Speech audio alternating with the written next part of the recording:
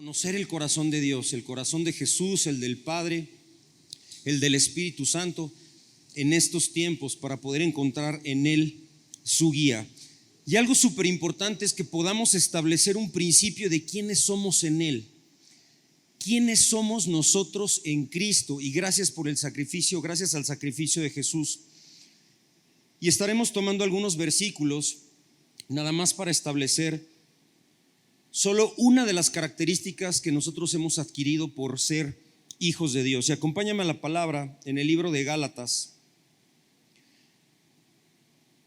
capítulo 4, versos 6 al 7. Yo lo voy a leer en la Nueva Versión Internacional porque es así como tengo las notas, pero ustedes lo pueden leer en la versión que ustedes gusten, que ustedes prefieran. Y dice la palabra de Dios: ustedes ya son hijos. ¿Quién dice amén? Dios ha enviado a nuestros corazones el espíritu de su Hijo, que clama: Abba, Padre. Así que ya no eres esclavo, sino hijo. Y como eres hijo, Dios te ha hecho también heredero. Dios a través de la sangre de Jesús nos adopta a ti y a mí como hijos, nos da su Espíritu Santo, pero además de adoptarnos como hijos, dice la palabra de Dios que tú y yo también somos herederos. Acompáñame a Romanos 8, capítulo 17, para reforzar esto que dice la Escritura sobre lo que tú y yo somos en Cristo.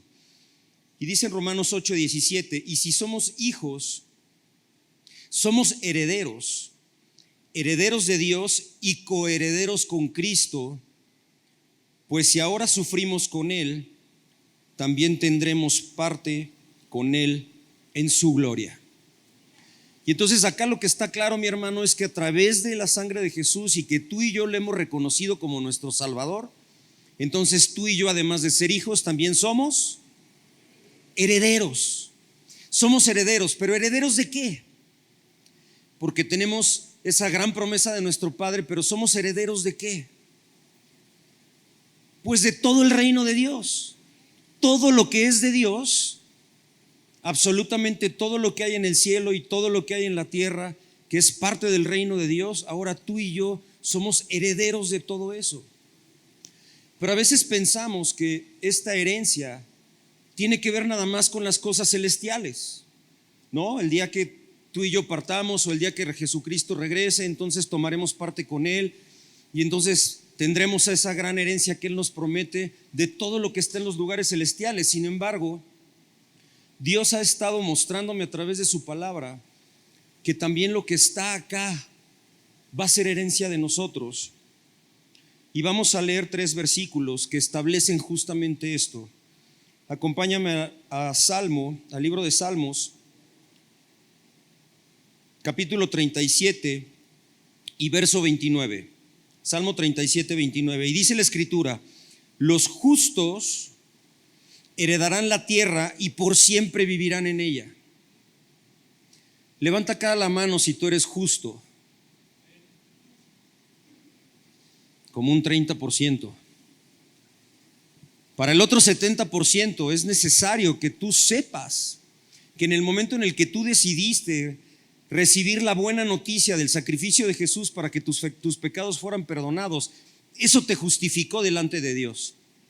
No es por obras, sino por gracia, y eso establece que tú eres justo. Y entonces acá lo que dice la palabra es que los justos heredaremos la tierra. Voy a dejar estos segundos brevemente. Los justos, es decir, los que estamos acá, o espero que todos los que estemos acá, y si no, al final de la sesión haremos un llamado para aquellos que todavía no tienen esa convicción, pero dice la palabra que los justos heredaremos la tierra y por siempre viviremos en ella. Salmo 37, 22. En el mismo Salmo 37, unos versículos antes, dice: los benditos del Señor heredarán la tierra, pero los que Él maldice serán exterminados. Y nuevamente la palabra de Dios establece que tú y yo, como justos, como benditos, vamos a heredar esta tierra. Yo no sé si te cuesta trabajo creerlo, por ahí dos lo creyeron, pero no importa. De lo que se trata es que tú y yo entendamos justamente las promesas que están en la palabra para tu vida y para mi vida. Porque sabes, a veces no nos sentimos merecedores de las promesas de Dios. A veces el problema no es de Dios, sino el problema está en nosotros, que no creemos las promesas que Dios nos da, que Dios establece para nuestras vidas. Entonces ha llegado el momento en estos tiempos, mi hermano, que tú y yo creamos lo que dice la palabra. Y aquí en la palabra dice que tú y yo vamos a heredar la tierra. Y también Jesucristo lo dijo. Para aquel que tiene aquí estos temas de que pues el Antiguo Testamento es uno y el Nuevo Testamento es otro, y estamos leyendo el Antiguo Testamento, yo te quiero llevar a una enseñanza de Jesús, y acompáñame en Mateo capítulo 5, verso 5, para que escuchemos lo que Jesucristo dijo en relación a esto. Y Jesús está enseñando y dice: dichosos los humildes, porque recibirán ¿qué? La tierra como herencia. Y sabes, los que somos hijos reconocemos a nuestro Padre como todopoderoso, y reconocemos que en nuestras propias fuerzas nosotros no podemos hacer nada, que le necesitamos a Él, y eso nos coloca en una posición de humildad, de decir: no está en mis propias fuerzas, pero está en las tuyas. Claro, esto es un proceso en el cual tú y yo estamos siendo llevados, estamos siendo guiados, porque todavía hay cosas en las que todavía no le creemos a Dios, o hay cosas que todavía no le rendimos a Dios. Pero ese es el proceso por el cual tú y yo estamos caminando, por ese proceso en donde le vamos rindiendo a nuestro Padre toda nuestra vida. Y eso es un reflejo de humildad, de reconocer que no es en nuestra propia sabiduría, sino es en la de Él. Y la promesa que hace Jesús acá es que dice que los humildes heredaremos la tierra. ¿Está claro entonces? Tú y yo vamos a heredar la tierra. Eso es. Y acá lo que me lleva a meditar, mi hermano, es: imagínate que hay un hombre muy rico, multimillonario, que tiene un sinnúmero, miles de propiedades, ¿ok? Y tiene un hijo, y a ese hijo le dice: hijo, tú vas a ser el heredero de todo lo que yo tengo. Y sin embargo, ese hijo toma la decisión de invertir su tiempo, invertir su esfuerzo para poder comprarle a su papá los bienes que son de su padre, y que le dijo que esos bienes le iban a pertenecer. Inclusive hasta toma deudas, trabaja 50 horas a la semana con un enfoque, y el enfoque es adquirir aquello que su padre le dijo que ya era de él. ¿Te hace sentido esto, mi hermano? ¿Te hace sentido que un hijo que es heredero de miles de propiedades y miles de cosas trabaje para comprarle a su padre lo que de antemano sabe que es de él? A mí no me hace sentido. Y en el momento en el que Dios me detuvo en esto, porque esta parte de la escritura, por supuesto que ya la había leído, pero Dios me detuvo y confrontó mi corazón, porque entonces mucho de lo que nosotros hacemos, o mucho de lo que yo hago, hablaré por mí, porque mucho de lo que yo hago tiene que ver con esto, tiene que ver con pues comprar una casa, comprar un terreno, y entonces quizá asociar la prosperidad con el tema material, con el tema de los bienes materiales. Y muchas veces dejamos de llevar a cabo cosas y principios que Dios tiene establecidos para nuestras vidas con la finalidad de comprar lo que nuestro Padre te dice a ti y a mí que somos herederos. Perdóname, mi hermano, no tiene sentido, y yo creo que por eso a veces los hijos de Dios o la iglesia de Cristo anda un poco perdida, o andamos un poco perdidos, porque nuestro enfoque pues es extraño. Si tu papá te dijo que todo lo que hay en el cielo y en la tierra te pertenece porque eres heredero, pero tú continúas en la carrera de la rata buscando hacerte de lo que de antemano tu papá te dijo que ya iba a ser tuyo, no tiene ningún sentido. Y muchas veces por esa situación, porque nuestro enfoque está desalineado, a veces por más que nos esforzamos, y por más que luchamos, pues no alcanzamos a vivir como herederos. Estamos viviendo más un poco como esclavos, ¿no? Como al día, en escasez. Y entonces viene el agotamiento y viene la frustración, porque por más que nos esforzamos, simplemente las cosas no nos resultan de acuerdo a los parámetros que hemos establecido como prosperidad. Pero la palabra de Dios nos habla de la razón por la cual esto sucede. Yo te quiero pedir que me acompañes al libro de Gálatas para ver qué es lo que Dios nos alerta sobre esta situación, reconociéndonos como herederos, pero viviendo como esclavos. Vamos al libro de Gálatas capítulo 3, versos 26 al 29.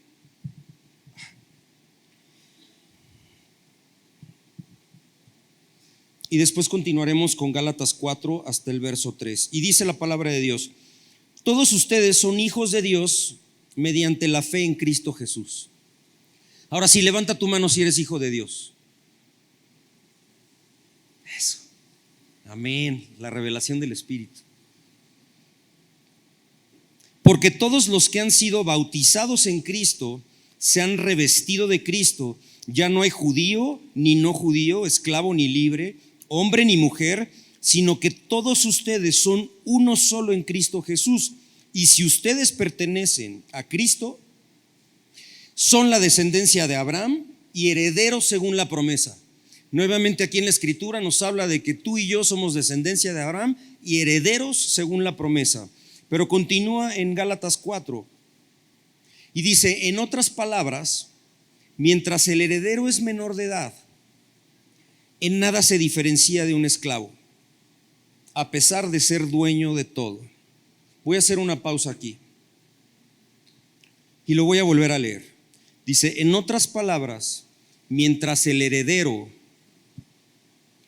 es menor de edad, en nada se diferencia de un esclavo, a pesar de ser dueños de todo.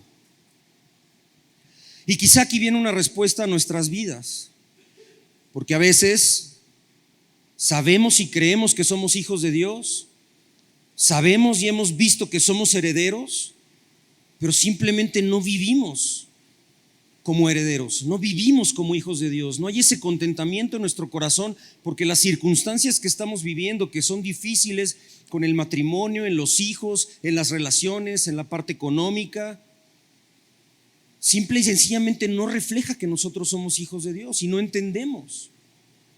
Claro, Dios nos hace pasar por procesos, por pruebas en donde trabaja nuestro corazón, justamente en nuestra humildad, reconociendo que nuestra propia sabiduría no podemos. Esos procesos en tu vida y en mi vida son inevitables, mi hermano. Pero también tenemos que entender lo que dice la palabra. Y dice que nosotros, como herederos, a veces por ser menores de edad, a pesar de ser dueños de todo, no nos diferenciamos de un esclavo. Y ciertamente, mi hermano, a veces pasa el tiempo y seguimos viviendo como esclavos. Y continúa el libro de Gálatas, Pablo hablando así, y dice: al contrario, está bajo el cuidado de tutores y administradores hasta la fecha fijada por su padre. Dice: así también nosotros, cuando éramos menores, estábamos esclavizados por los principios de este mundo. Esclavizados por los principios de este mundo. Entonces Pablo lo que asocia es nuestra edad espiritual en la medida en la que nosotros estamos ligados a los principios del mundo, a los principios que rigen este mundo. Y entonces tú y yo, que somos hijos de Dios, justificados por la sangre de Cristo, herederos y coherederos con Cristo, y somos dueños de todo junto con Cristo, a causa de la edad espiritual que tenemos, seguimos siendo esclavos, a pesar de que somos dueños de todo. Porque nuestra edad espiritual está determinada en la forma en cómo estamos vinculados a los principios del mundo, a cómo el mundo quiere prosperar, a cómo el mundo quiere amar, a cómo el mundo quiere establecer las relaciones entre hermanos, las relaciones entre familia, las relaciones entre personas, en cómo la gente quiere avanzar. Hay principios establecidos por el mundo y hay principios establecidos por el reino. Y mientras tú y yo sigamos moviéndonos y basándonos en los principios del mundo, entonces dice la palabra que tú y yo somos menores de edad. Y entonces, aunque nuestro Padre ya nos heredó todo, tú y yo seguimos comportándonos como menores de edad. Y entonces no ha llegado el momento en donde nosotros podamos tomar la herencia de nuestro Padre. ¿Vamos bien? Ok. Entonces acá lo importante es poder ir a la presencia del Espíritu y decir: Espíritu Santo, ¿qué tan vinculado realmente estoy a los principios de este mundo? ¿Cómo me desligo? Porque si Dios te trajo, Dios te va a decir la forma en cómo desligarte, cómo irte desvinculando de los principios del mundo. Y entonces acompáñame al libro de Salmos, capítulo 105, versos 44 y 45. Y esto es algo también en lo que estuve meditando hace algunas semanas. Y es la parte en donde David está recapitulando lo que pasó con el pueblo hebreo desde que fue a Egipto, cómo levantó a José, cómo guió a José, después cómo se estableció la esclavitud, cómo sale el pueblo hebreo de la esclavitud de Egipto. Y dice en el verso 44 y 45, dice: les entregó las tierras que poseían las naciones, heredaron el fruto del trabajo de otros pueblos, para que ellos observaran sus estatutos y pusieran en práctica sus leyes. Dice la palabra de Dios que la promesa de Dios a sus hijos era llegar a una tierra donde abundaba la leche y la miel, ¿no es así? Y ahí lo que ellos hicieron fue disfrutar del fruto de un trabajo que no hicieron. Y le entregó unas tierras que no eran de ellos. Y entonces lo que está en el corazón de nuestro Padre es que tú y yo entendamos estos principios, porque dice para que observaran sus estatutos y pusieran en práctica sus leyes. Poner en práctica.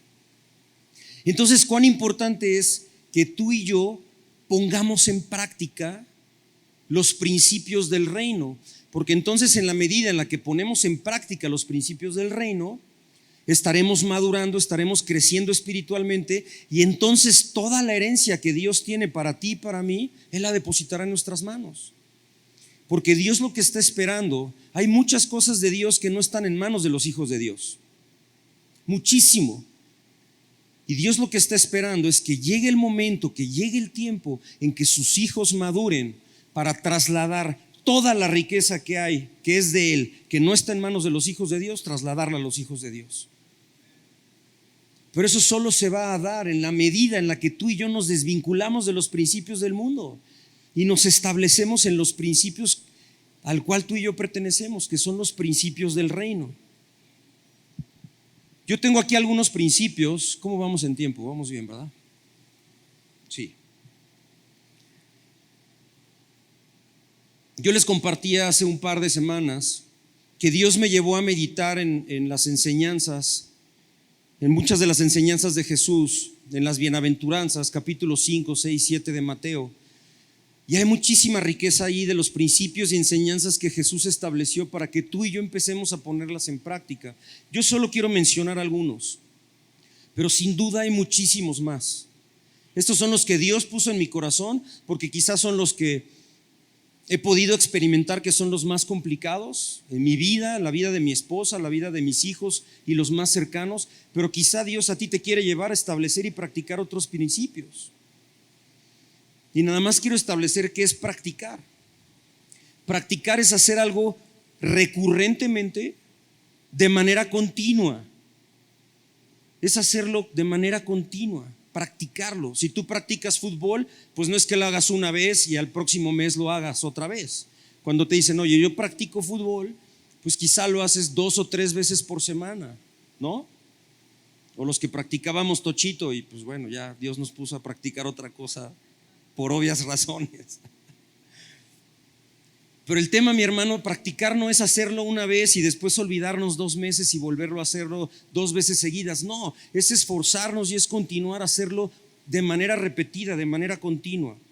Y ahí te van algunos principios, anótalos para que los puedas meditar. Quizá el Espíritu hoy te vaya a hablar para que empieces a practicar en alguno de ellos. No tienen que ser todos, donde el Espíritu te diga que vale la pena. Mateo 6, 14 al 15. Mateo capítulo 6, versos 14 y 15. Y dijo Jesús: porque si perdonan a otros sus ofensas, también los perdonará a ustedes su Padre Celestial. Pero si no perdonan a otros sus ofensas, tampoco su Padre Celestial o su Padre perdonará a ustedes las suyas. Un principio del reino fundamental para tu vida y para la mía: el perdón. En independencia de que si la otra persona creemos que se lo merece o no se lo merece, aquí hay un principio que establece el reino, que tú y yo tenemos que ser movidos a perdonar, nos pidan perdón o no, porque tú y yo fuimos perdonados de muchas más cosas de las que alguna persona te pudo haber dañado, te pudo haber lastimado o herido, muchas más. Y no tuviste que hacer nada, simplemente recibir la buena noticia de que por la sangre de Cristo todo lo que hicimos mal ha sido perdonado. Y entonces, si Dios nos ha perdonado de muchísimas cosas, ¿por qué nosotros no podemos perdonar a alguien que nos traiciona, a alguien que nos lastima, a alguien que nos roba? No tiene sentido. Por eso dice: si entras a la presencia de tu Padre y recuerdas que tienes algo contra alguien, perdónalo. Así tu Padre que está en los cielos también te perdonará. Pero si te niegas a perdonar, entonces tu Padre que está en los cielos tampoco te perdonará. Ha llegado ese tiempo, mi hermano, ha llegado ese momento donde en la presencia de Dios dejemos que el Espíritu nos muestre aquello que hay en nuestro corazón y que tenemos que perdonar. Porque es necesario, es crítico para poder ser receptores de la gracia de Dios. Si nosotros no perdonamos, nuestro Padre no nos perdona. Siguiente principio, el libro de Mateo capítulo 7, versos 1 y 2. Y dice Jesús: no juzguen para que nadie los juzgue a ustedes, porque tal como juzguen se les juzgará, y con la medida que midan a otros se les medirá a ustedes. Y a veces nos resulta muy fácil estar observando la vida de los demás. Si una persona se comporta de una manera o se comporta de otra, y establecemos un juicio de valor y decimos si está bien, si está mal, si está haciendo lo correcto, si está haciendo lo incorrecto, si está pecando, y que quizá lo que está viviendo es porque está pecando. Y nos resulta muy fácil estar observando a las demás personas y establecer un juicio. Y yo te quiero dar un testimonio muy breve. Yo pasé una situación complicada con familiares que tiene que ver con un tema económico. Y entonces para mí me resultaba muy fácil decir: es que ellos no están haciendo esto y ellos no están haciendo esto, es que ellos no diezman porque son hijos de Dios. Y entonces, pues como no diezman, seguramente pues no está llegando la sobreabundancia de Dios. Y entonces pues no recupero lo que tengo que recuperar porque... Y entonces yo continuamente estaba inclusive disfrazándolo de espiritual, porque yo oraba por ellos, ¿no? Y decía: Señor, tráeles revelación y que hagan esto y que hagan otro. En realidad lo que yo estaba haciendo era juzgando. Pero sabes, la palabra de Dios dice que con la vara que nosotros midamos vamos a ser medidos. Y yo te quiero decir que pasé una época hasta que el Espíritu me lo reveló, en que me estaba yendo muy mal. Y el Espíritu Santo un día me dijo: pues no se trataba nada más de diezmar y de... O sea, me recordó palabras de juicio que yo había establecido sobre ellos. Y entonces pude vivir y experimentar eso que dice la palabra, que cuando nosotros juzgamos a los demás, vamos a experimentar aquello que ellos están viviendo. Entonces tengamos mucho cuidado, no observemos a los demás, observemos a nosotros la propia condición de nuestro corazón y de nuestra alma. Y mejor oremos por las demás personas, pero no juzguemos. Siguiente principio, Lucas 6, versículo 38. Y dice Jesús: den y se les dará, se les echará en el regazo una medida llena, apretada, sacudida y desbordante, porque con la medida con que midan a otros se les medirá a ustedes. Den y se les dará. Qué complicado es poder darle a los demás, especialmente cuando estamos experimentando una sociedad que nos lleva continuamente a querer tener más, a querer experimentar nuevas cosas, a tener los mejores tenis, a tener los mejores celulares, a visitar los mejores lugares, a vestir la mejor ropa. Porque eso es lo que el mundo ha establecido, porque el mundo ha establecido que en la medida en la que nosotros tenemos esas cosas significa que estamos prosperando más. Y esa es una mentira establecida por el enemigo para desviarnos a ti y a mí de lo verdaderamente importante. Y entonces, cuando se trata de dar, se nos encasquilla la cartera o se nos encasquilla el tiempo, la agenda, porque no nada más es dar dinero, a veces es dar tu tiempo. Y dinero y tiempo es muchas veces lo que no damos. Pero aquí hay una promesa: da y se te dará. Los principios del mundo establecen que si tú quieres tener más, tienes que acumular lo más posible. Gasta lo menos posible y acumula lo más posible para que tengas más. Pero el principio del reino dice: ¿quieres tener más? Da. Porque si tú das, vas a recibir más.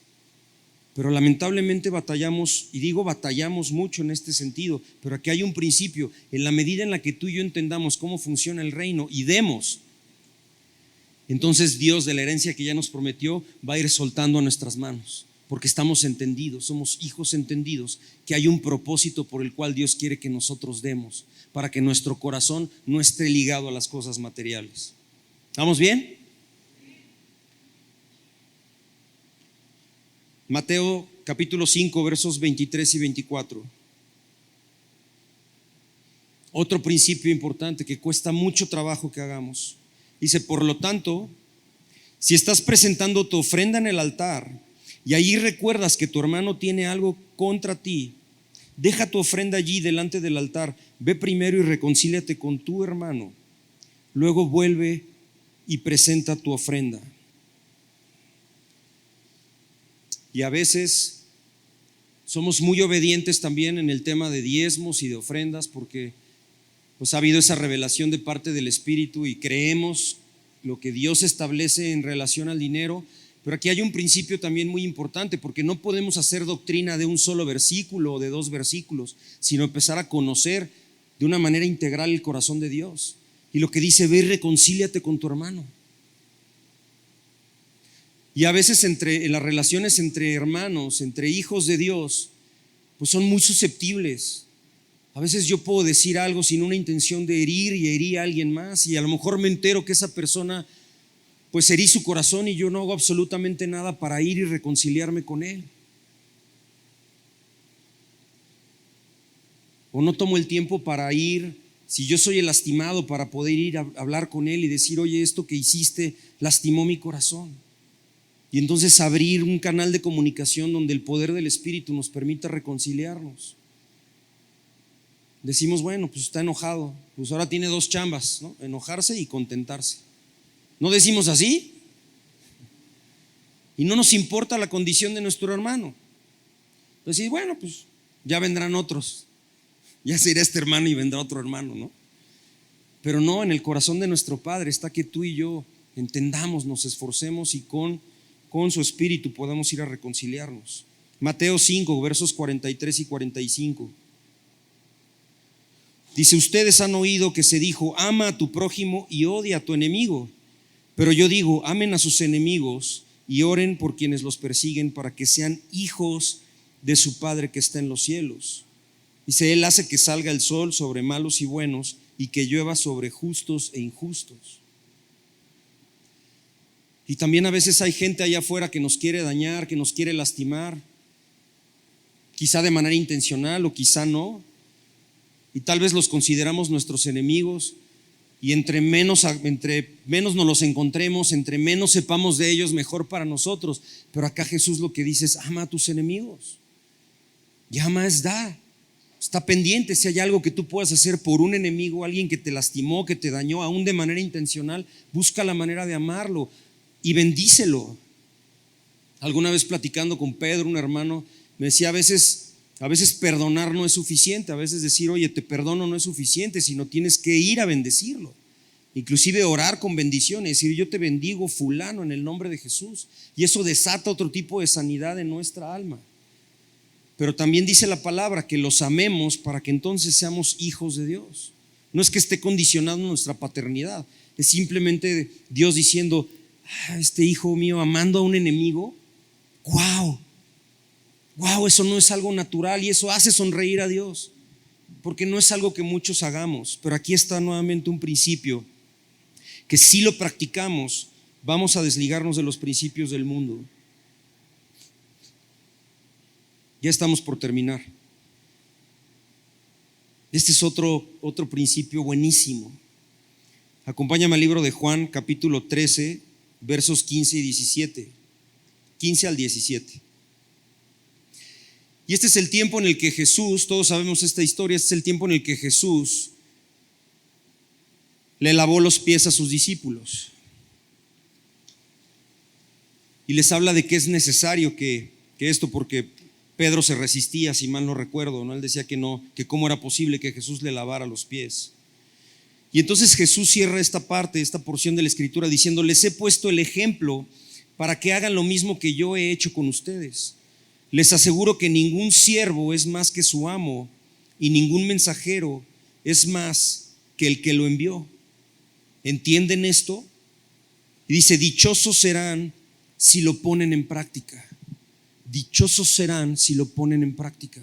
Y acá la enseñanza que Jesús estaba dando es que nos sirviéramos unos a otros. No nada más uno a muchos o unos cuantos a muchos, sino honrarnos unos a otros, dándonos servicio unos a otros. Y acá también tiene que ver el tema del tiempo.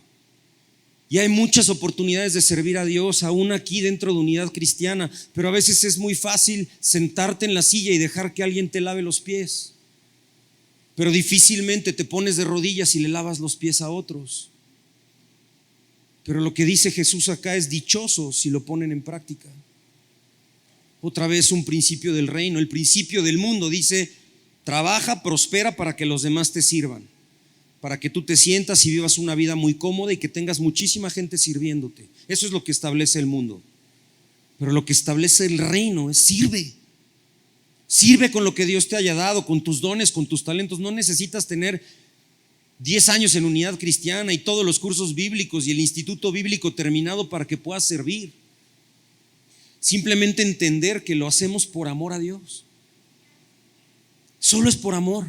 Ni siquiera es para cumplir un requisito que Dios establece. Simplemente es: Dios, tú me amaste, yo de ti lo tengo todo, y entonces lo que yo recibo de gracia lo doy de gracia, y entonces voy a disponer mi tiempo, voy a disponer mi dinero, voy a disponer todo lo que yo tenga para servir a los demás.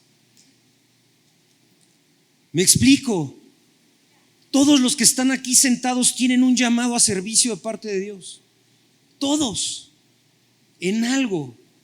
Y mi hermano, si hoy acá el Espíritu te está confrontando, busca a alguno de los líderes terminando esto y decir: ¿cómo puedo ayudar? ¿Cómo puedo servir?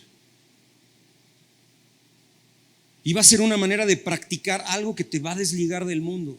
Y vas a ver las bendiciones, no porque te lo estés ganando, simplemente porque Dios ve que eres un hijo entendido, un hijo maduro, que está practicando cosas del reino y no las del mundo. Y entonces eres mayor de edad. Y a los mayores de edad se les da más responsabilidades y se les va a delegar la administración de la herencia que ya tuvieron.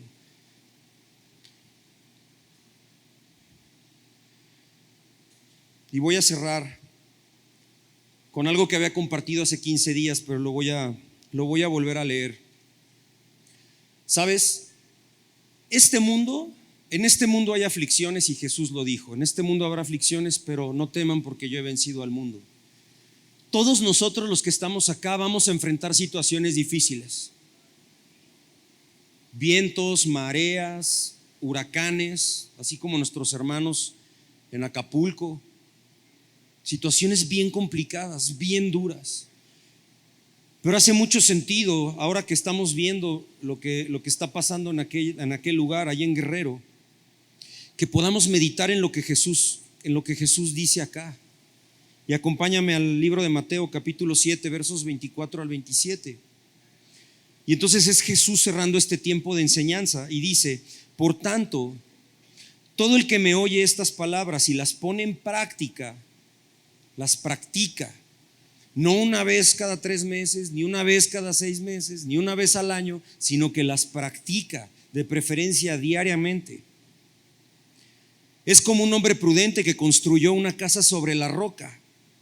Cayeron lluvias, crecieron los ríos, soplaron los vientos, llegaron los huracanes, llegaron los ciclones, llegaron los terremotos y azotaron aquella casa. Con todo, la casa no se derrumbó porque estaba cimentada sobre la roca. Pero todo el que me oye mis palabras y no las pone en práctica, sino continúa haciendo su vida conforme a los principios del mundo, sin un entendimiento de lo que Dios quiere hacer, de darnos una mayor madurez espiritual, de que entendamos las cosas del reino, continuamos persiguiendo las mismas cosas, continuamos con nuestra agenda de la misma manera.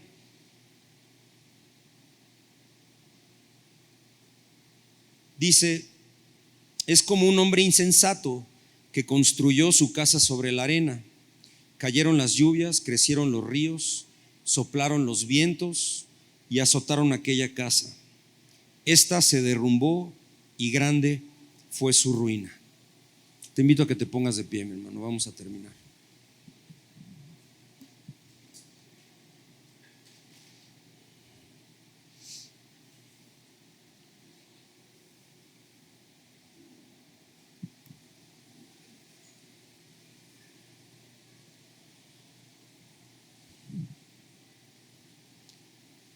Ha llegado tiempos, mi hermano, en donde es fundamental y es importante cuestionarnos qué es lo que estamos haciendo, qué es lo que estamos practicando, qué es lo que estamos persiguiendo.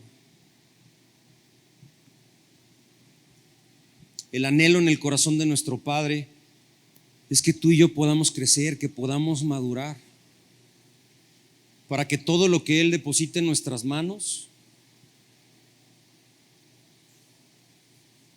verdaderamente lo utilicemos conforme a su corazón, para que cuando el Espíritu Santo nos diga: hijo, yo necesito que tú tomes esto que te estoy dando y lo lleves allá, lo entregues acá, lo inviertas acá, porque hay un plan de parte de Dios que es más grande que cualquier plan que tú y yo tengamos.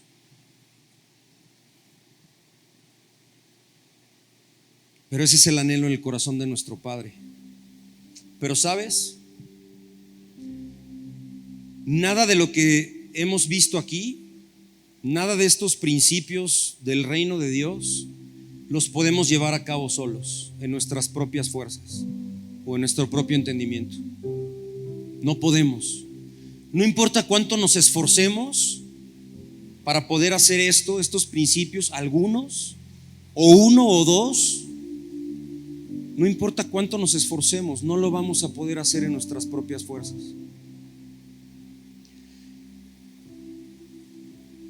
Pero tenemos que saber, mi hermano, que aquel que lo hace todo posible, el maestro de maestros, el rey de reyes, el que te va a enseñar, el que te va a fortalecer, el que te va a guiar, el que te va a amar,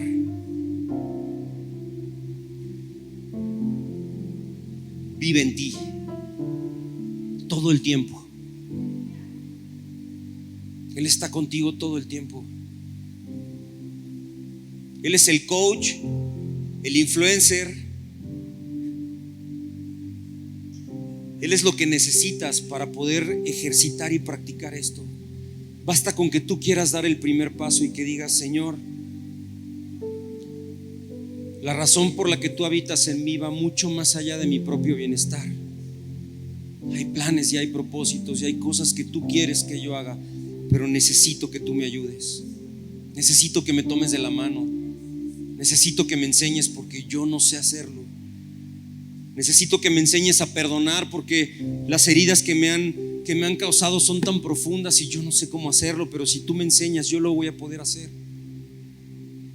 Necesito que me enseñes a dar porque han sido momentos tan difíciles que he pasado en el terreno de la economía, en el terreno de la escasez, viendo situaciones complicadas en mi familia, con mis padres, que siento que en el momento en el que yo dé, ya no va a haber suficiente para que mi familia pueda pueda estar sustentada, para que mi casa esté sustentada. Enséñame a dar. Enséñame a amar a mis enemigos. Ha habido mucha gente que me ha lastimado, Señor, y quizá ya perdoné, pero y guárdalos, Señor, pero que se te olvide dónde los guardas.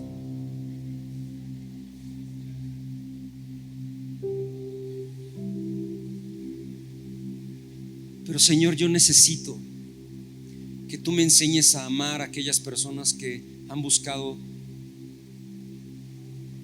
un daño para mi vida o para la de mi familia, para que ellos puedan verte a ti reflejado en mí, y que la razón por la cual ellos cometen esa clase de maldades es porque está vacío su corazón y porque ellos no tienen lo que yo tengo, que es tu presencia.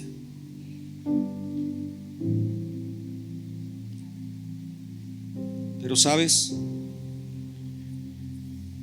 es tiempo de que pasemos más tiempo con nuestro Padre, más tiempo con Jesús, más tiempo con el Espíritu, porque el sacrificio que Jesús hizo por ti y por mí nos abre la puerta para estar todo el tiempo con nuestro Padre. Su presencia a través del Espíritu está con nosotros. Detengamos, pasemos más tiempo con Él, y en la medida en la que pasamos más tiempo con Él y le conocemos y buscamos las revelaciones en su palabra, Él va a traer la convicción del querer como el hacer, y entonces vamos a empezar a practicar aquello para desligarnos de los principios del mundo. Desliguémonos de los principios del mundo, mi hermano, y que podamos juntos poder poseer todo lo que Dios ya conquistó para ti y para mí a través de la sangre de Cristo, y que podamos ver en esta tierra de los vivientes a hijos de Dios entendidos, teniendo la herencia que Dios ya nos ha dado, para que lo usemos sabiamente, alineados al corazón de nuestro Padre.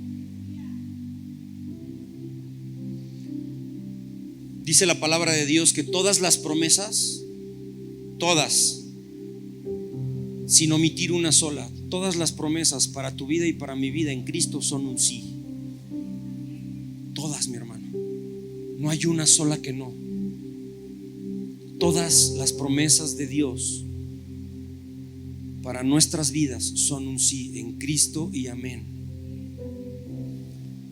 Pero dependerá de ti y de mí el tiempo que decidamos pasar con Él, para poder conocer su corazón, saber lo que Él quiere, dejarnos guiar por el Espíritu Santo, para que entonces podamos poseer todas esas promesas que ya conquistó para ti y para mí con Jesús en la cruz.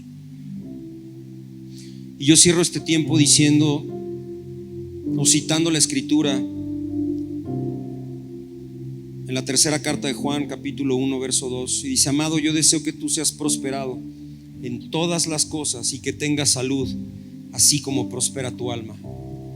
Y eso es lo que Dios quiere, que tu alma y mi alma sean prosperadas, que sean sanadas, que sean restauradas, que las cosas que pensamos que están establecidas como parte de este mundo sean sacadas de nuestros pensamientos, de nuestro corazón, y sean establecidos los fundamentos del reino. Nos necesitamos unos a otros. Tomémonos de la mano, mi hermano. Acá todos somos indispensables, todos nos necesitamos. No importa si vas llegando, si hoy fue el primer día que viniste o el segundo, no importa, Dios te trajo. Y si Dios te trajo es porque Él quería que escucharas esto de parte de Él.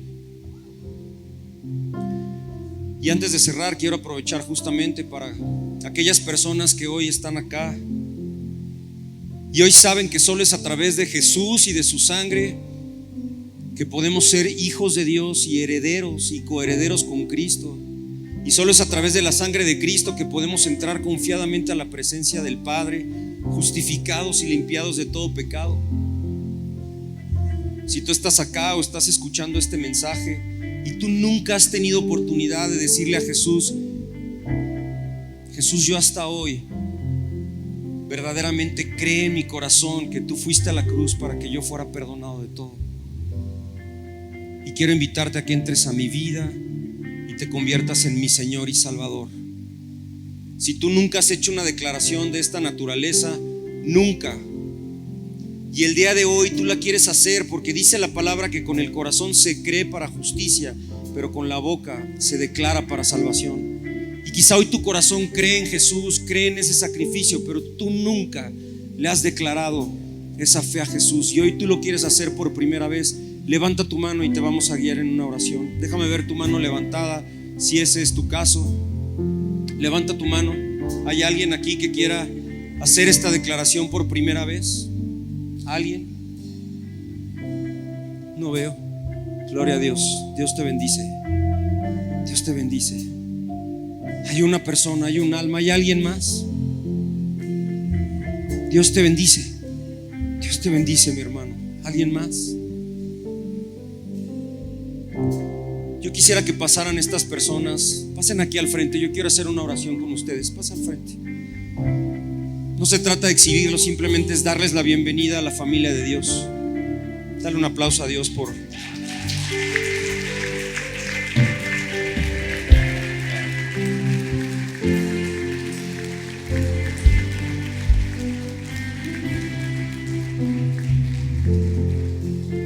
Su familia los vamos a acompañar con una oración. Es necesario que esta oración ustedes la declaren con fe. Y terminando esta oración, yo les quiero dar buenas noticias de lo que esa oración que hoy están haciendo en fe representa para sus vidas. ¿Están listos? Sí. Señor Jesús, yo te doy gracias por el sacrificio que hiciste por mí en la cruz. El día de hoy yo creo que resucitaste y que estás sentado a la derecha del Padre.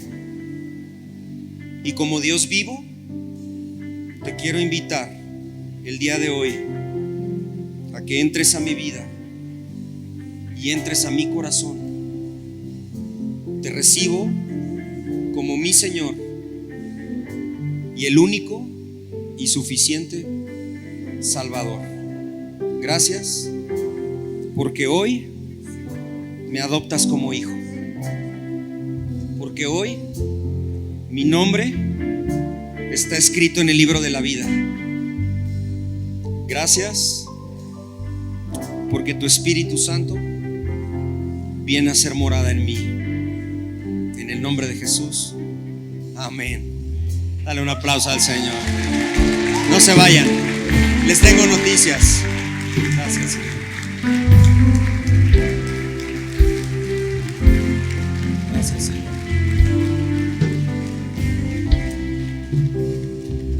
El día de hoy hay fiesta en los cielos, mis hermanos.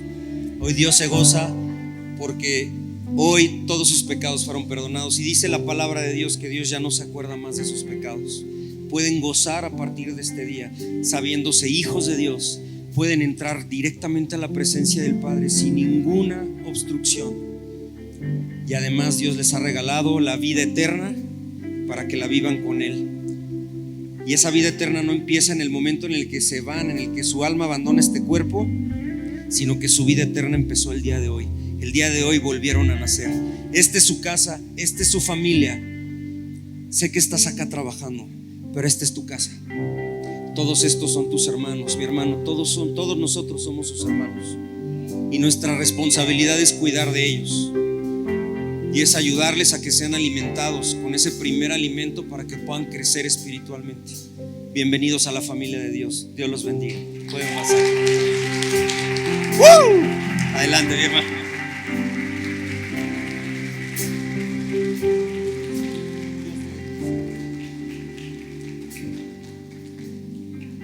Wow. Basta uno. Él deja las 99 y va por uno. Cierra tus ojos, mi hermano. Quiero hacer una oración antes de terminar. Levanta tus manos a Dios en un símbolo de rendición, porque hoy queremos rendir nuestras vidas a Él. Padre, yo te doy gracias, Señor, por este tiempo.